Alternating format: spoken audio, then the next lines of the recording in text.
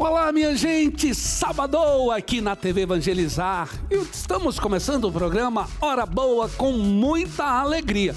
E hoje tem aquele quadro com o meu xará, Padre William Coutinho, Descomplica, para a sua vida ficar descomplicada. Tem aquele quadro também, Faça Você Mesmo. É o seguinte, eu não gosto desse quadro, já falei, vou repetir, mas a produtora disse, William, hoje você vai gostar desse quadro, será? E nós teremos também o nosso médico veterinário Anderson Ribeiro, já vou dar o spoiler. Olha, hoje nós teremos uma cobra real mexicana aqui no programa. Isso e tudo mais, por isso, roda a vinheta.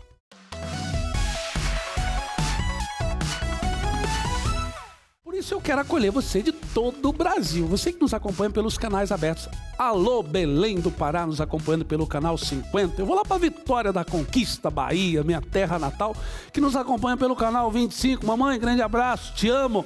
Mas nós não podemos esquecer também do Rio de Janeiro, né, gente? Rio de Janeiro, canal 16.1, Curitiba, região metropolitana, Cascavel, canal 50, os canais digitais, a Sky, a plataforma de streaming da TV Evangelizar, também a Rocon TV, todo esse povo maravilhoso nos acompanhando.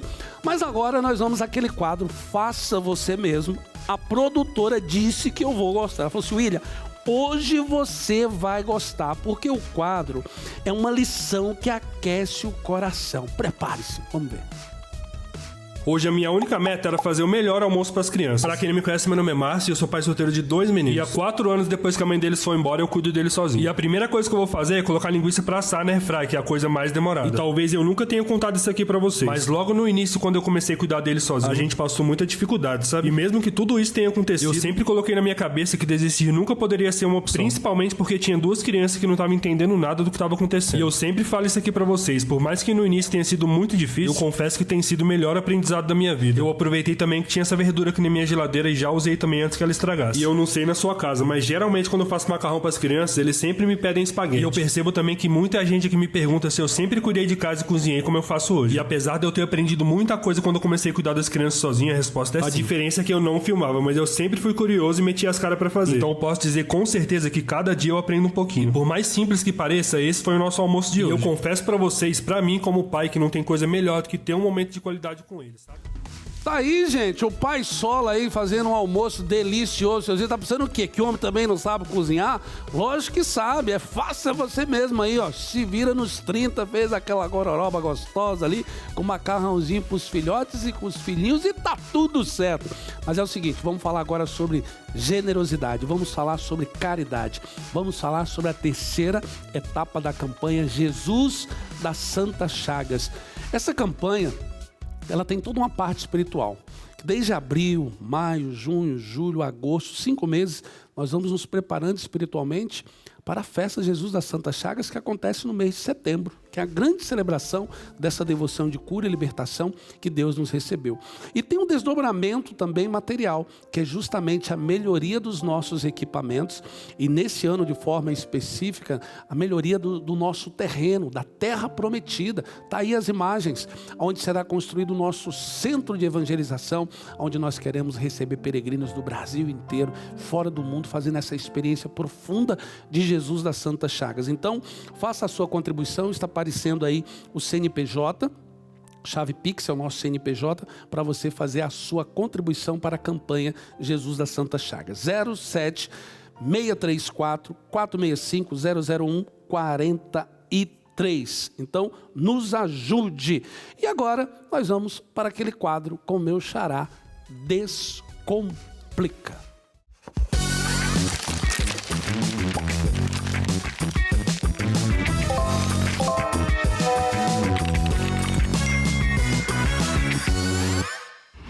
Oi, eu sou o Padre William e esse é o Descomplica. Padre William, o padre que descomplica. Estou aqui para responder perguntas que vocês me enviam pelas redes sociais. Um seguidor de bom senso perguntou: Padre, como ser uma pessoa mais empática? Vamos entender o conceito de empatia. Empatia é a capacidade de se colocar no lugar do outro, sentir o que o outro sente. O que no cristianismo chamamos de compaixão, sofrer com o outro. E isso é muito importante. Querer ser empático é realmente uma coisa muito boa. Então, vamos às regras para aqueles que querem verdadeiramente ser empáticos. Regra número 1. Não julgue sem antes conhecer a história do outro. Dizer que algo ou alguém está errado sem saber os passos que foram dados até aquela realidade é insensível e pouco misericordioso. Então, procure conhecer a história, os traumas, as lutas de cada pessoa antes de sair por aí aplicando sentenças. Regra número 2. Seja gentil em qualquer situação. Mesmo que você tenha que corrigir alguém, faça isso com amor e delicadeza. Estar certo numa situação não nos dá o direito de ser hostis ou arrogantes. Lembre-se de como Jesus era paciente e amoroso com os pecadores. Regra número 3. Usem linguagem corporal. Um olhar, um abraço, um simples gesto de tocar as mãos pode mudar uma vida. Gestos de afeto são capazes de trazer paz para pessoas que passam por situações difíceis. Nossas palavras nem sempre serão suficientes, mas nossos gestos podem curar. Pronto, sigam essas dicas e vocês conseguirão ser pessoas mais empáticas. Poxa, mandei bem nesse vídeo, viu? Praticar a empatia.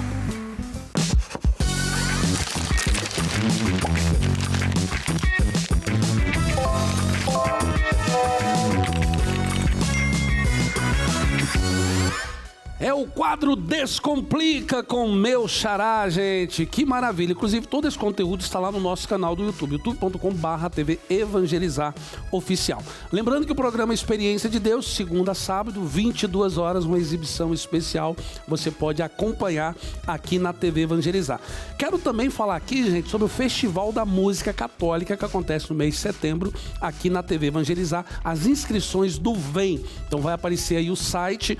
Olha só, vemfestival.com.br, faça a sua inscrição.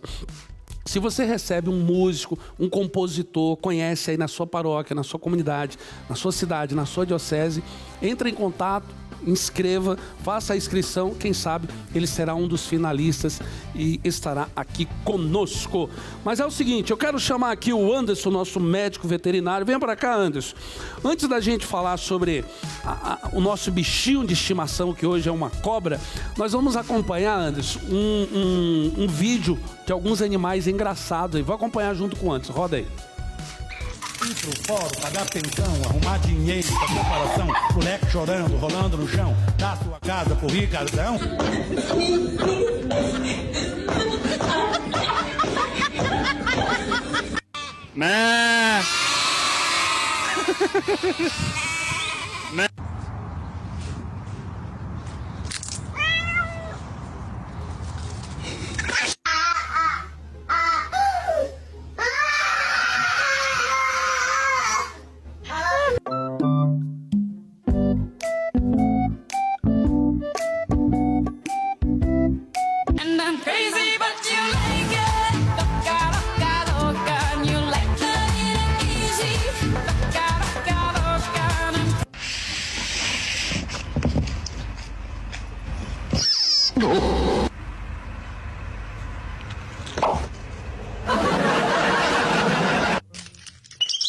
Vai.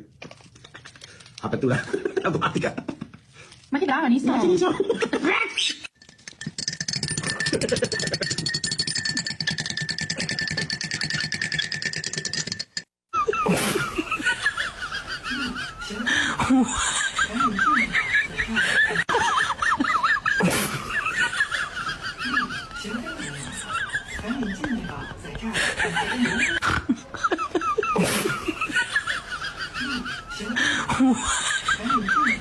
Aí, Anderson, o vídeo aí, os bichinhos meio que da pá virada. Pois é. Olá, boa tarde. Boa tarde. Ô, Anderson, mas vamos lá, vamos falar sobre essa cobra real mexicana preta. Isso mesmo. Qual que é o nome científico dela, Anderson? Lampropeltis guetula nigrita. Rapaz do céu, como é que é? Repita. Lampropeltis guetula nigrita. Resumindo, cobra real mexicana. Cobra real mexicana. Isso, bem conhecida.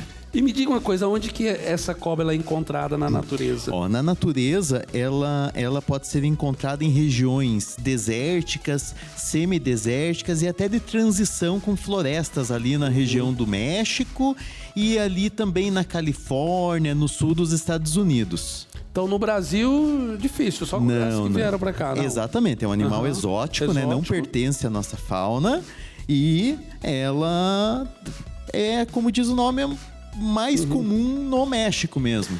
Quais as principais características dela? Olha, a principal eu acho que seria essa coloração dela, né? Que é inteira preta, né? Ela, inclusive a linguinha dela, se você notar, ela é preta também. Olha só. Esse animal, ele tá iniciando o processo de equidise, por conta disso, que é a troca de pele, né? Por conta disso que ela tá com esse olho, nessa coloração um pouco mais opaco.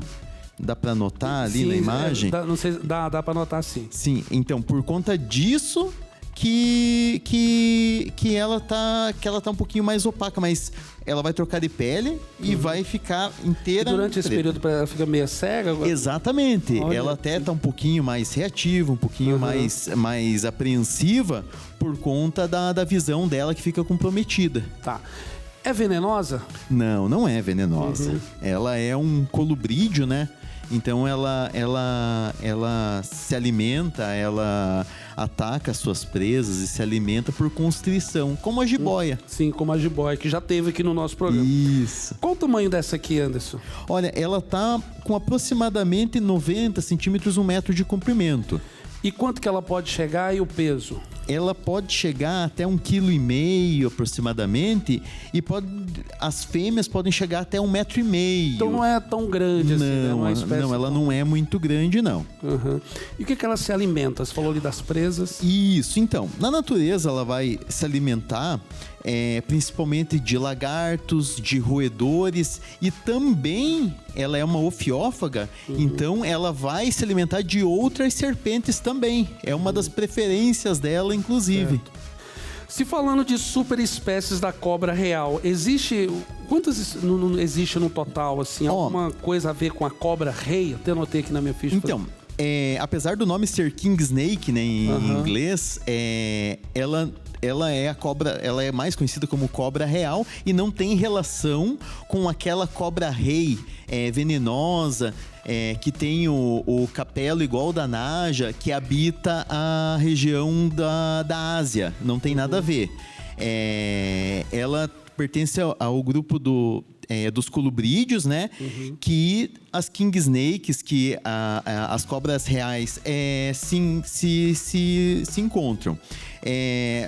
As subespécies tem a Milk Snake, que é a cobra do leite também, que habita a América do Norte, e a cobra real californiana, que também habita os Estados Unidos. Se falando da ecologia, né?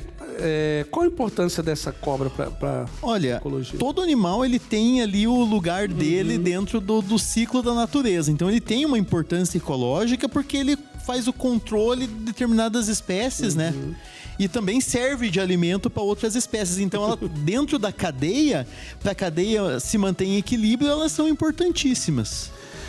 Ela pode ser criada em cativeiro, como um bichinho ali de estimação, enfim... Claro, com toda certeza, é um animal bem calmo, indicado, inclusive, para iniciante.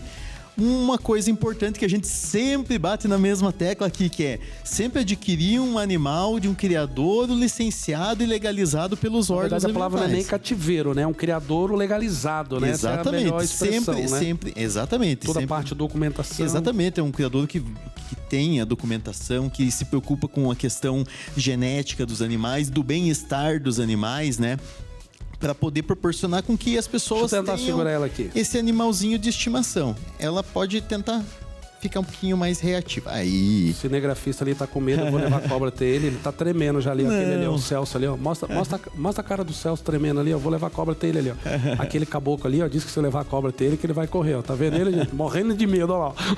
Acho que a cobra tem mais medo. A cobra tá com mais medo dele. A cobra tá com mais medo. Mas deixa eu te falar uma coisa. Questão de valores. Uma pessoa que quer adquirir uma cobra dessa... Um animal dessa espécie, no mercado hoje, vai girar em torno de R$4.000, R$5.000 um animal desse. Tá vendo aí, Celso? R$4.000 você já tem um bichinho de estimação desse em casa já, ó. Um animalzinho exótico. Considerações finais, Anderson, sobre essa cobra, sobre os cuidados, enfim, sobre... Eu acho bem interessante que as pessoas cada vez mais quebrem aqueles paradigmas com relação às serpentes, que são excelentes animais de estimação, mas que também se atentem à posse responsável, né? Então, sempre estudar muito bem, procurar, pesquisar. Hoje a gente tem muito recurso de informação, né? Então, pesquisar e aprender sobre os animais, mesmo que não tenha interesse em ter, mas conhecimento sempre bem válido, né? E bem-vindo. Bacana, gente. Vai ficar aí aparecer as redes sociais do Anderson para que você possa seguir também lá no Instagram. E essa é a cobra real mexicana preta. Vamos encerrando aqui o nosso programa. O programa Hora Boa nesse sábado com essas lindas imagens. Obrigado, Anderson. Imagina. Bacana, gente. Até a próxima terça-feira. Fique com Deus.